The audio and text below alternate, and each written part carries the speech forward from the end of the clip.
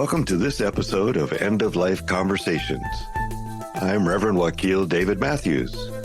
And I'm the Reverend Mother, Ana Luisa Armendariz. In this podcast, we share people's experiences with death and dying, grief and loss, and the end of life. Every episode, we are so honored and blessed to share stories with amazing, compassionate, and wise guests. So let's get started.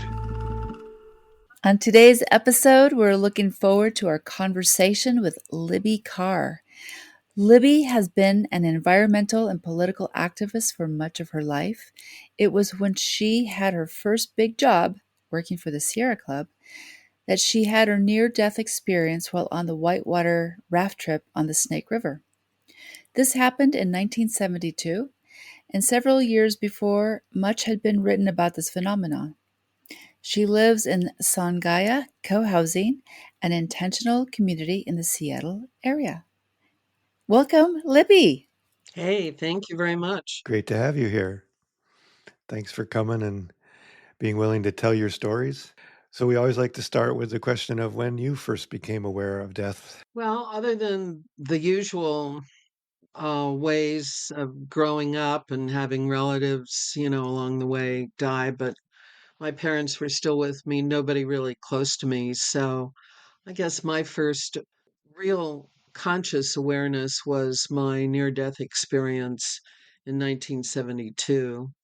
That I shared an essay with you about it that I was finally able to write after 50 years later of wanting to tell that story. But I was certainly, for many, many years, just could not find words to feel like I was adequately expressing what I experienced. And that's one of the things that many people who've had a near death experience say is that there are no words to really describe it. Yeah, I've read that, and I've read some books that talk about the different things people have gone through. It seems to be, as you said, at that point in 1972, there Right, really wasn't much being said about it. But now there are whole books written about it, and it's very fascinating. right. Which has been so wonderful to see. Raymond Moody, who's the psychiatrist who wrote Life After Life and the book we're all referring to, was published in 1975. So for 3 years there, I was really in a conundrum because for several years prior to that, I had worked at McLean Hospital on the admissions ward, which is the country's oldest private psychiatric hospital. And while I was working there, I took a course through the Harvard Extension program in psychology. So I was very well steeped in traditional Freudian psychology, and I was the psych aide who had the keys where we locked people up for hearing voices. Wow. Oh, wow. So I was very reticent to talk about my experience for fear of being labeled as crazy. And I knew firsthand what that looked like, but from the other side of Sure. the key. Mm-hmm. Yeah. Right. Yeah. So tell us how this death experience has impacted the rest of this life that you've led, and how you have managed to finally have the words to write what you wrote. Yeah, Yeah, maybe yeah. tell us the story if you want. Yeah, I was in a course on spiritual direction about a year and a half ago. And the first writing assignment was to describe the spiritual touchstones of your life that have led to your current spiritual belief or outlook. And for some reason, that was finally the right question for me to write about my Mm. near death experience. And then the other two much shorter pieces of writing after the first one is the second one is about the my mother who had died 2 weeks earlier paid me a visit, and we had a Mm. conversation. And then a number of years later, I had a very vivid dream 2 years in a row about my angel asking me about how do the reindeer fly, and that's the real story Hmm. on how that whole thing got started. So, all three of these events, and especially, of course, the first one with my near death experience under the raft, have very much informed my spiritual outlook at this point in my life. Would you like to tell us more about that story? How that happened? You mean the near death experience and how that affected my Yeah. spiritual outlook? Or just, Yeah, yeah. yeah, The story itself, I mean, we were both able to read your essay, but sure, I think it'd be nice to share with the sure. audience. Well, the basic thing that happened was this is soon after I graduated from college at the University of Oregon in Eugene, where I grew up. I had a job lined up working for the Sierra Club. So I came up, and my job was to help Brock Evans, who was the Northwest rep at the time. And he had a float trip he was supposed to go on with members of the Army Corps of Engineers who wanted to put a dam on the last section of the Snake River, and the conservationists didn't want that dam placed. So we hired an outfitter and had three large pontoon rafts of people in this party who had come to see the canyon. And the night before, we all gathered up and had a potluck dinner and had a good time and got to know each other. And the guy who was there were three congressmen and their staffs on this trip because the bill was in front of their committee. And so they saw this as a great opportunity to come out to see if this canyon was worth saving or not. So that was sort of the Wow. scene that was set, and I was representing the Northwest office of the Sierra Club. But when I got there and looked at the canyon, it was obvious that the canyon could speak for itself. It didn't need to, and just to relax and have a good time and not worry about lobbying anybody. So and the head who was the guy who was head of the delegation was this man in his I'd say mid 80s who is still recovering from oral surgery, and James Key from West Virginia, who is known as the king of strip mining. So he was politically pretty opposite from the position that I was in, of course.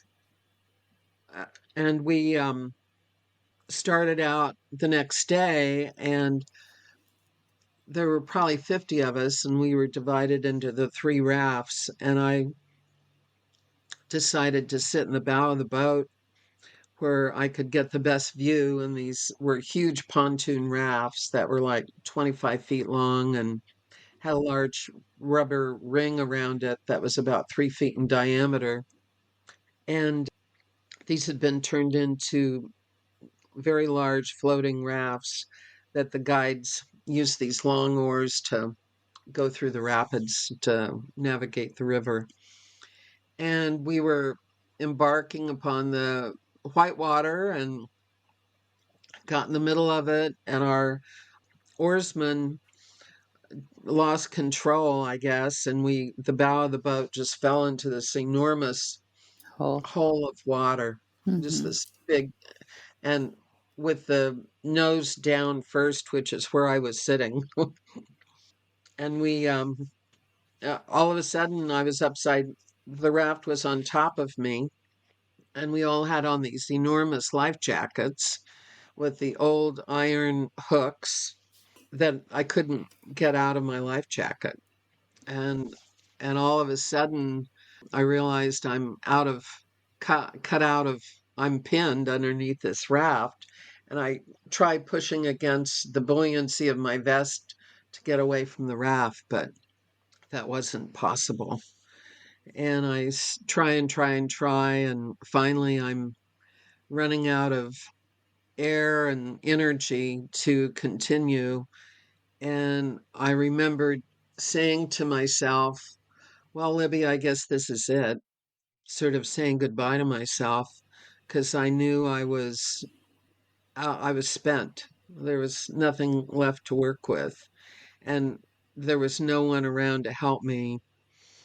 And I just started drowning and taking water into my lungs and started losing consciousness. And then what I was aware of was all of a sudden I don't think I really heard a voice like an auto, but a question was clearly planted in my consciousness, which was, Libby, are you ready? It Mm-hmm. was Mm. that was the question. And with that question, I was like infused with all this knowledge all at once that if I chose to accept this invitation, I would be just fine. In Mm-hmm. fact, I would be better off Mm. than I was here on this Mm. planet. And I started thinking, I had never had this information before, and I start thinking, wow, what an invitation, and it's going to be really incredible. I mean, I just was given all this knowledge that I would be just fine, that there Mm-hmm. was nothing to fear, Mm. and I would be a-okay. And it's kind of like Mm. I started thinking and looking between, well, should I go or should I stay? And I said, I am younger than I expected. I thought I would live to be older than 24, but maybe not.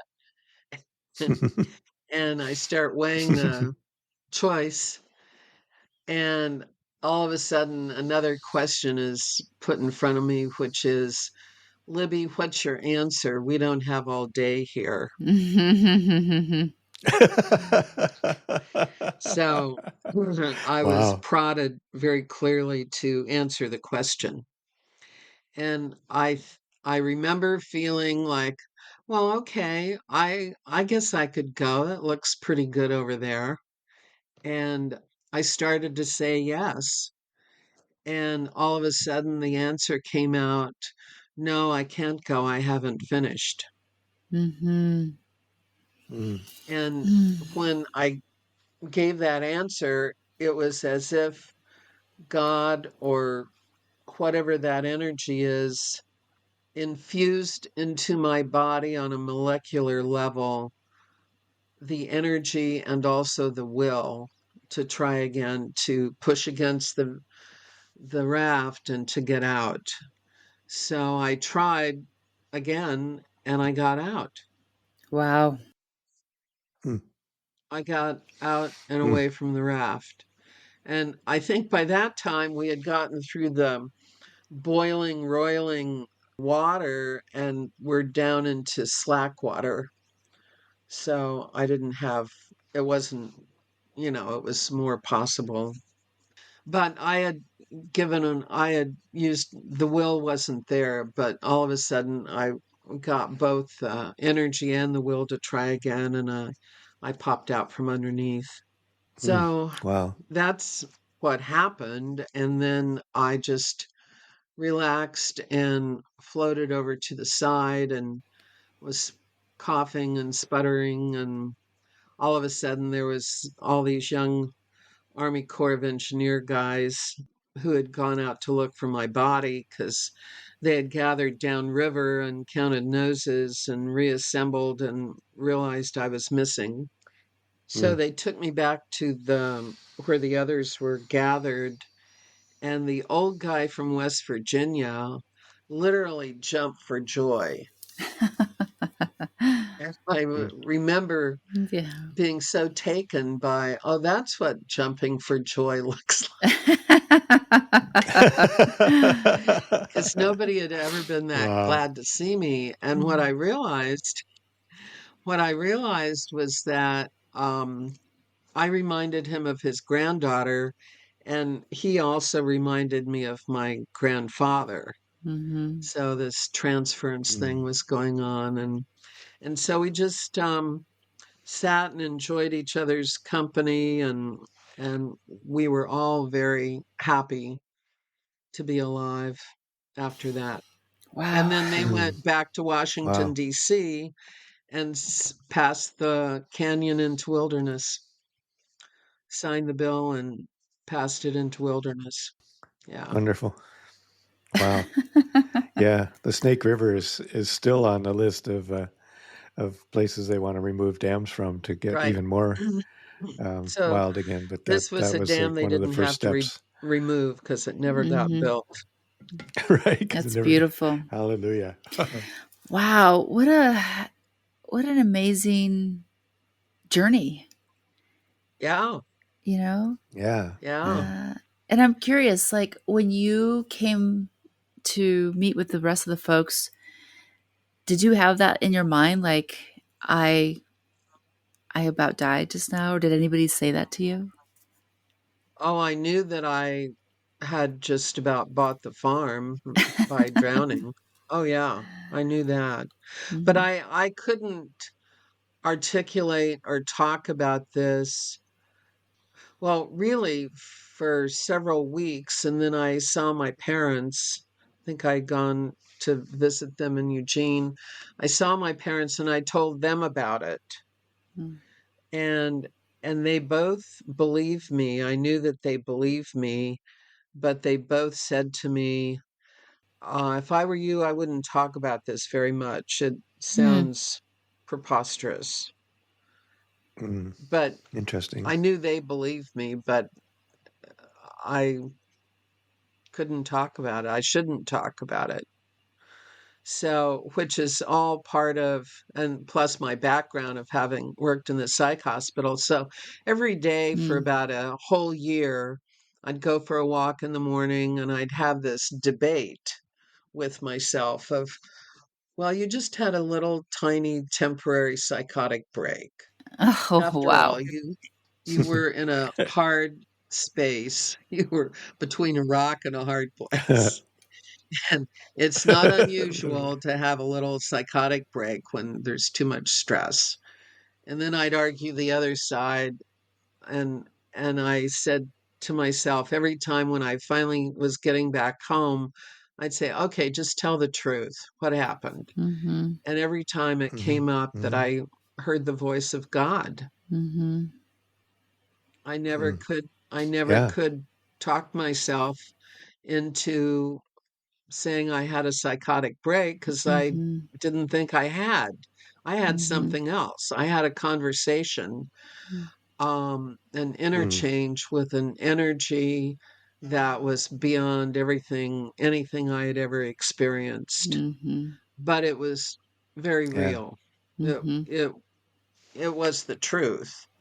So after Sure. asking myself for about a year that same question and having that debate and driving myself crazy, I finally said, well, just shut up and live your life, stop having the conversation Hmm. with yourself.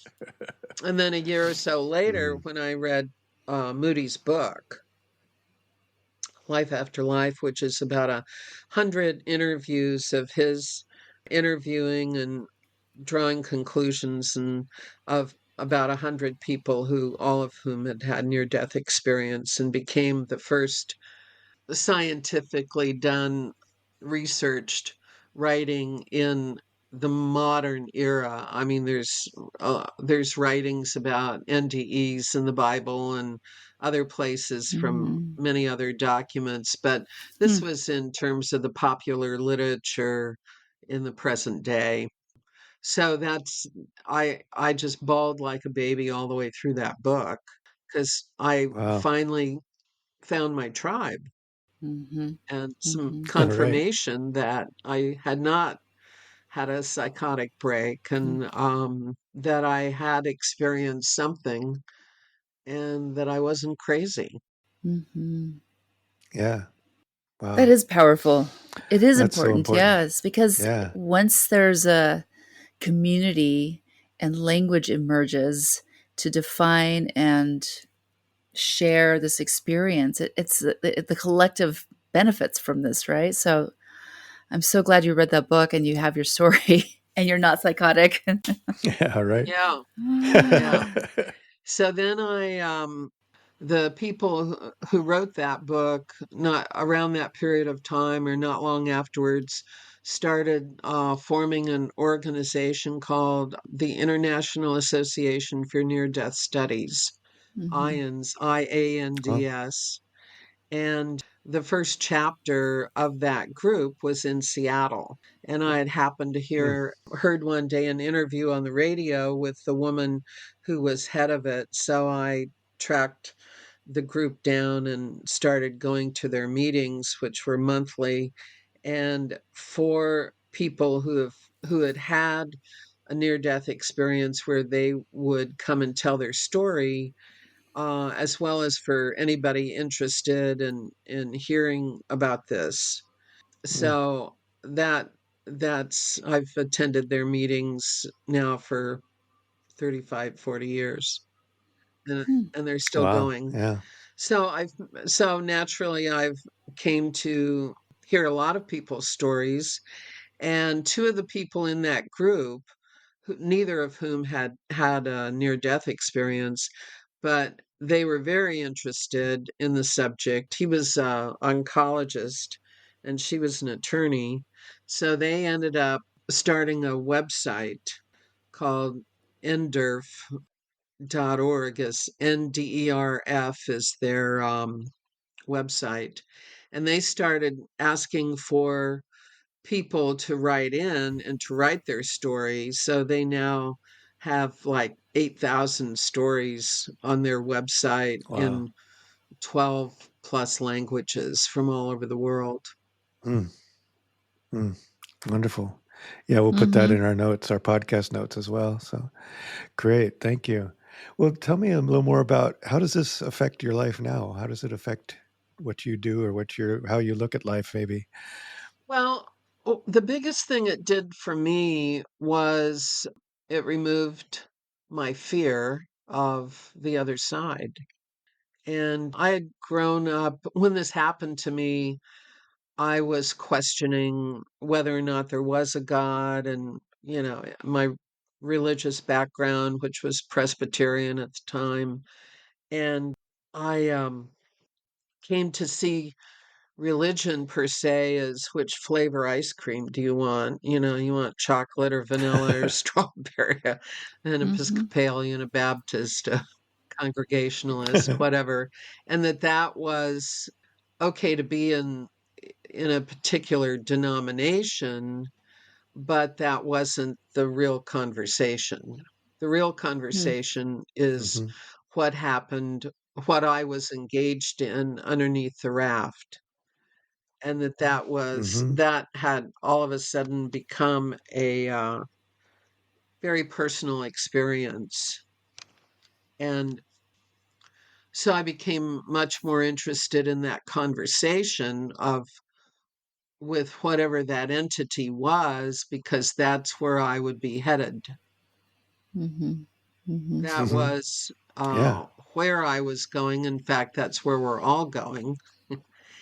And that all I knew was it was going to be fabulous.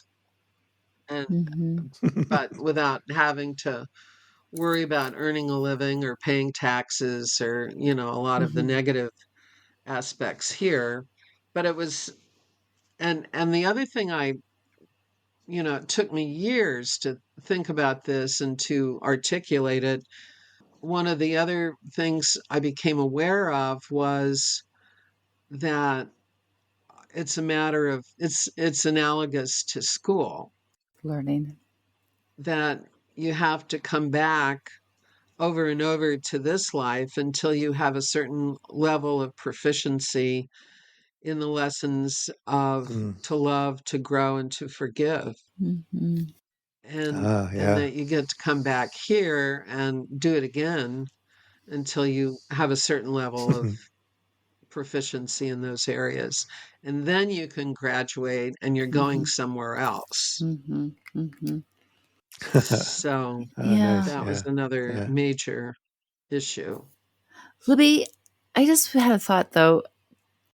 Not everybody has a near death experience and don't Right. have this kind of like clarity about what we're doing.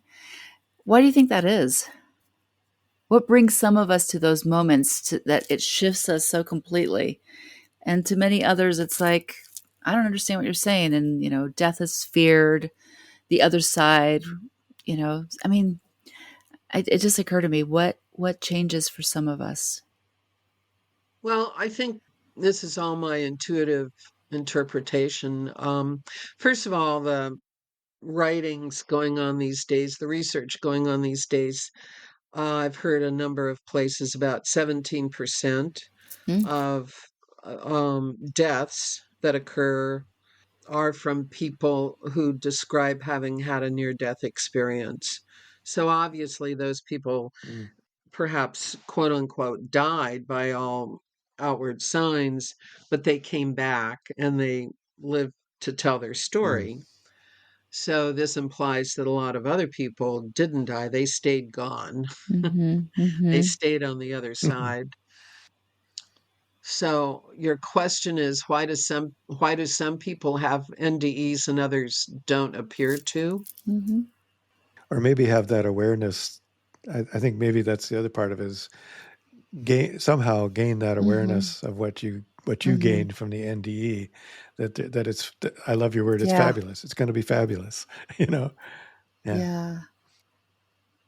And also, I'm so sorry to interrupt. I was just going to say, like, Wakil, you're right. Like, 17% of folks have said yes, it was a near death experience, and there are other ways to get to this kind of clarity again, this view of the other side. Because I'm going to say I had a very similar experience, but not through near death. It was through a dream. And I too heard that Right, voice and said, "Are you ready?" And, in that moment, I remember thinking, yes, I am. And then there's another part of me. This is when my children were really young. And in my thoughts, I said, "Oh, but who's going to tell the stories? The stories are going to disappear if I go right now." And and then I said, "No, I can't go yet." And it was like, whew, and it was completely like my dream was done, right? But I had this exact sense that you did. It's like, yeah, it's fabulous. right, Like I would so love to go, but I have work to do. So maybe. right. And that's called a lucid dream. And Mhm, there's been research on that of a lot of people having experiences, be it a dream or some sort of moment of heightened lucidity mhm, that where they have that a similar conversation. So I Yeah. absolutely have heard and believe that it doesn't take having to actually have a flatline experience. yeah. These experiences Yeah. can happen in other situations. Mhm, What I think was super Hmm. important is to pay attention to those experiences and not to write them off or not Yeah. to discount them, but to mhm, go over that experience again and again and again, which is what my whole life has been about is, mhm, thinking and analyzing and reliving and remembering that experience mhm, as you mhm, have done with that dream. mhm. I think the good message to our audience is what you're saying is that don't think it's a psychotic episode. If you have if you have an experience like that, really value it Yeah, Mhm, it's a and learn gift, from it, and learn from other people who have had these experiences right? and share them. Even if you haven't had it yourself, this is a way to understand. What is that mystery that we're heading towards? And mhm, as you said, Libby, mhm, we're all Right. going there, and it's going to be mhm, Right. fabulous. So the value of this, and for everybody, both people who've had this experience and those who have not but are want to learn about it, is that when you get closer to that day of exiting yourself, you are much better prepared. mhm, It's not Hmm. nearly as scary and terrifying and something to be fought and resisted. mhm. It's a Right. doorway that Yeah. you get to walk through It's a and to look forward to. Mm. yeah, it's almost like you've been going past this door and just touching it and saying, "Oh, I'll go through it soon. That's not a problem." Right. I actually mentioned that to my kid just maybe like a week ago because I just recently started practicing letting go because there's a part of me that says, people constrict at the time of death. Not everybody, not all the time. But I was thinking if I were ever in a car accident, how frightening that would be, right? And rather than like constricting and ugh, like I don't like I have no idea. I've never had anything happen to me, but in my mind, as I'm walking some days, I'm like, if I hear that metal crushing, if I'm feeling constricted, just like open up and just let go, right? And my daughter was like, "You're crazy, lady. Like, what are you Mm. doing?" I was like, "But we don't know." And I'd rather practice letting go than showing up to that portal and not knowing what to do, right? Like, Yeah. Right. It's muscle Right. memory kind of worked in a way to just kind of run yeah. that by or think about it and go through it and work and Yeah. consider. Yeah, and you're right. As who knows if we'll be able to actually pull that off in the moment. It's kind of fun to think about, though. Yeah. So I want to say something that you alluded to, Ana Luisa, so when I was in that conversation under the raft, Libby, are you ready? And I started to say, yes, I want to go. And then comes out of my mouth, no, I can't go. I haven't finished yet. Hmm. That's what puzzled me the most is why Mm. did I say that? That Hmm. wasn't the answer I was going to say. And it took me several years, and I realized that was my daughter speaking, who needed Mm. me to be her mother, which is Mm-hmm. what happened 8 years later. Yeah. I just got goosebumps. Wow. Yeah. Yeah. I believe that. Yeah. So so that was um Molly needed me as her mother vehicle, Yeah. and that's what happened. And so I think that if you've taken care of your business Mm-hmm. and then that day starts, to come at whatever Approach. age, yeah, then to me, it's the awareness of taking care of business all along the way. So when you finally do face it, you've got no regrets and you don't have to fight it. Mm-hmm. Mm-hmm. You don't have to Yeah. resist. You, in Yeah. fact, can welcome it. It's a Yeah. day of joy. Mm. Well, I love that too. And I love also, that. there's some written documentation of Buddhist monks who have proclaimed that they are ready to go and they will go and they literally die. And Right, that's the same thing. I wonder if they've been doing the practice, they've been doing their right, work, they've been taking care of business, and they have that sensation because they've been standing at that portal, making sure it's there. I'm here. Like, I like this, Libby. I like this conversation quite a bit. It's a great Yeah. reminder. I yeah, gotta keep touching that portal. I gotta yeah. write down these stories because that was the whole Yeah. point of Yeah. me sticking around. Exactly. Right. Well, and I think we talked a little earlier before the recording of the book that you wrote, Livy, and that you said really the point of mentioning that is that it's one of those things that you needed to get done. Hmm. It's just recognizing the things that you want to do. Don't Hmm. put off those things, those stories, like you're saying, Ana Luisa. Hmm. Get those stories written. Take care of those things because we don't know. It's as Bodhi says, we're all going to die Yeah. and we don't know when. But that mystery is but being in that space of acceptance of the mystery, acceptance of whatever it might be, is really a beautiful reminder for all of Hmm. us. So great, Livy. This has been a really great conversation. Really appreciate you Thank coming on and you. talking to us about this. Is there anything else you wish we had asked you?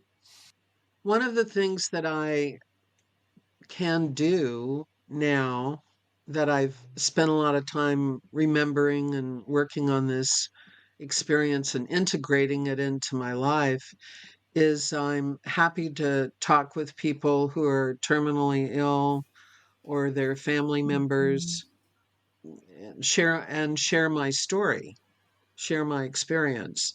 So like my mother died and and she died a few days after she had broken her leg and gotten a compound fracture that they couldn't set because she was recovering from lung cancer and chemo and radiation, and the doctors knew they couldn't put her under because she'd never come out of the anesthesia.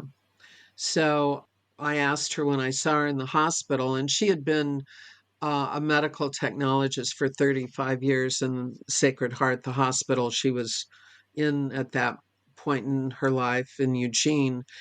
And I got down there and finally got rid of everybody visiting her and giving her a pep talk that somehow they were going to find a way to take care of this situation. And I made them all leave. And I said, "Mom, do you understand what's happened?" And she said, "Yes, I understand." And I said, "Well, then what do you want to do?" And nobody had asked her that question. Mm-hmm. What Right. do you Oh, Mm-hmm. wow, want? that's important. And she said, Yeah. I really think it'd be easiest and best for everyone if I just left. And I said, "Well, Mom, that's okay. Mm. Mm-hmm. Daddy will be fine. I'll be fine. That's okay Yeah. with me." And then she says, "Will you tell me again what happened to you underneath that raft?" Yeah. Wow. So I tell her, and Mm. I'd say 6, 8 hours later, she died. Mm. She left. Wow. And it was wonderful. It was beautiful. Wow. Mm-hmm. And that's what we often Yeah. do is we often want someone to not die because that's what we need. That's what we think we Mm-hmm. need. We don't ask them, Exactly. what do they need? What do they Mm-hmm. want? So, Yeah. Right. Such an important lesson. We've been talking a Yeah. lot about that particular lesson lately about, what are the words we're saying to Mm-hmm. people and the visiting we're doing or Mm-hmm. is it for right. us or is it for them?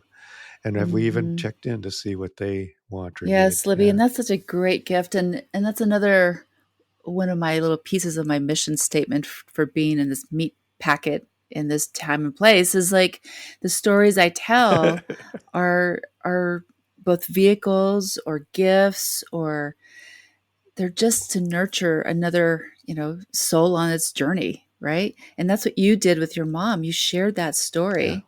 And that story was the medicine. That story was the portal. That story was the gift.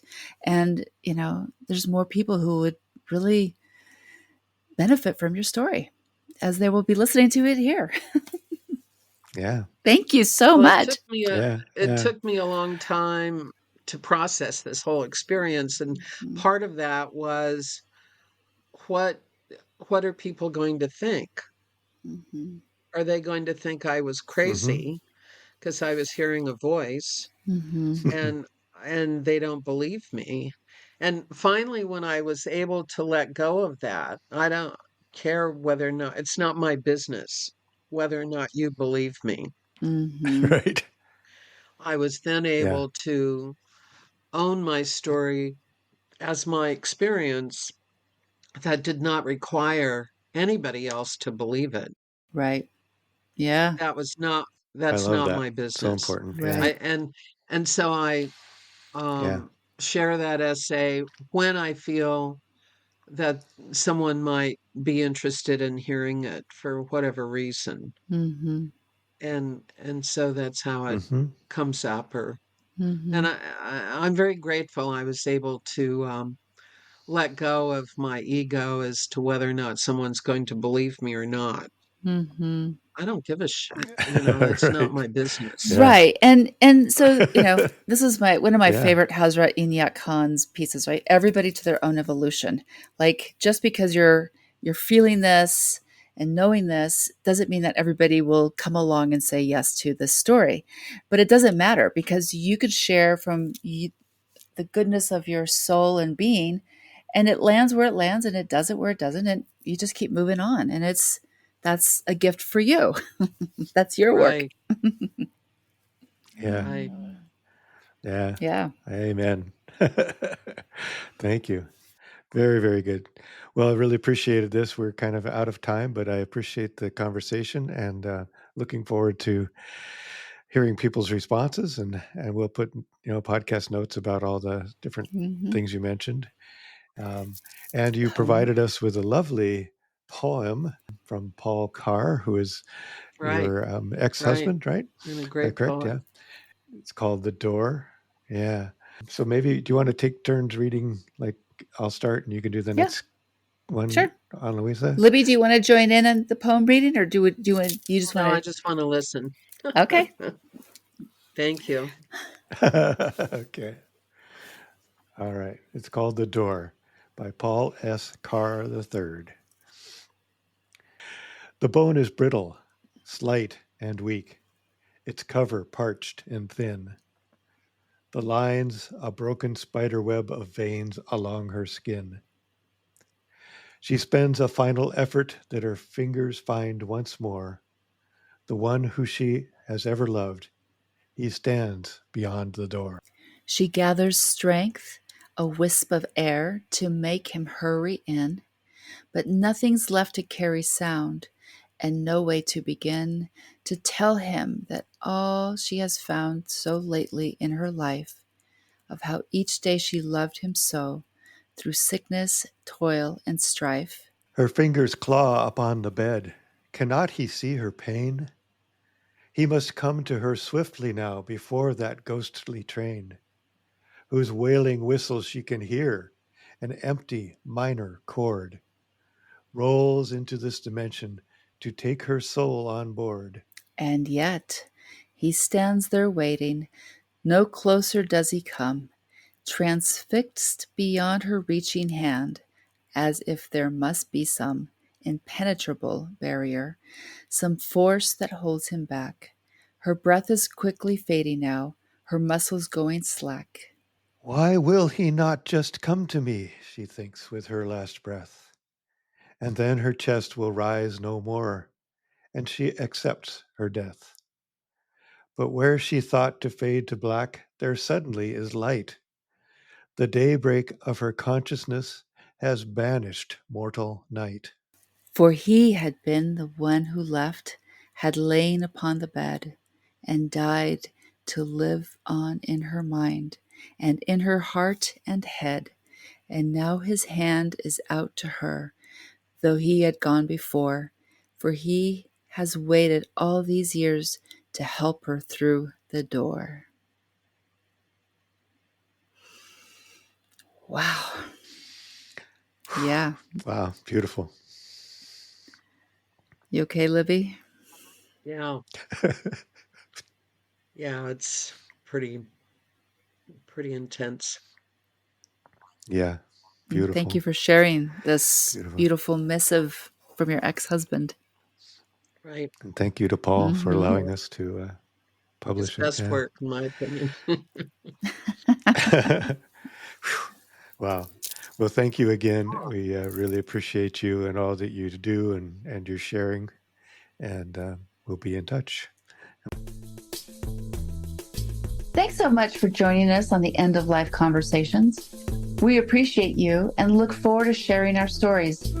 Thanks to my daughter Lucero and Nico Rush, who have cheerfully assisted us as our editors and tech support. Additional resources, transcript of this episode, and links to our social media will be in the podcast notes.